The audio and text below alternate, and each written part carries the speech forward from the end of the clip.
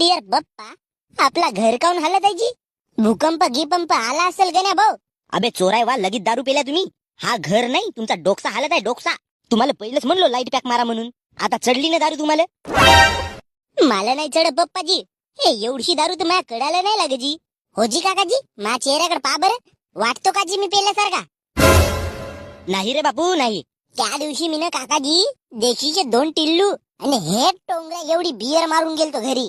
आणि घरात गेलो तर घराच्या दरवाजात होता माझा बाप. हा लमजा माझा बाप हाल्या, पण मी नव्हतो हालत.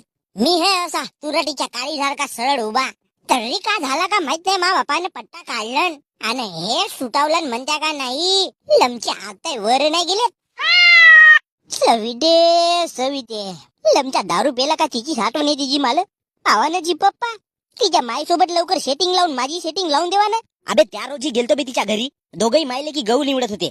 मग आता तिच्या कानामंदी काकाजी कानामध्ये? अबे आता मी तिच्या कानामंदी सांगतच होतो का माझ्या गण्याचा तुझ्या सविती सोबत लगडा देऊन दे म्हणून. असा मी म्हणलो कानामंदी. अबे डेंग्या, सारी सारी. मग समोर का झाला जी? तिच्या कानामंदी गोष्ट सांगतच होतो तर तिचा नवरा तेवढ्यात झाला. मग काही नाही, पटकन एक चुमा देऊन दिलो कानाजवळ गेलो होतो तर, आणि सटकन दिशाने आलो आपल्या घराकडे तिच्या नवऱ्यासोबत नमस्कार करून. पहिलाच डेंग्या माझा बाप.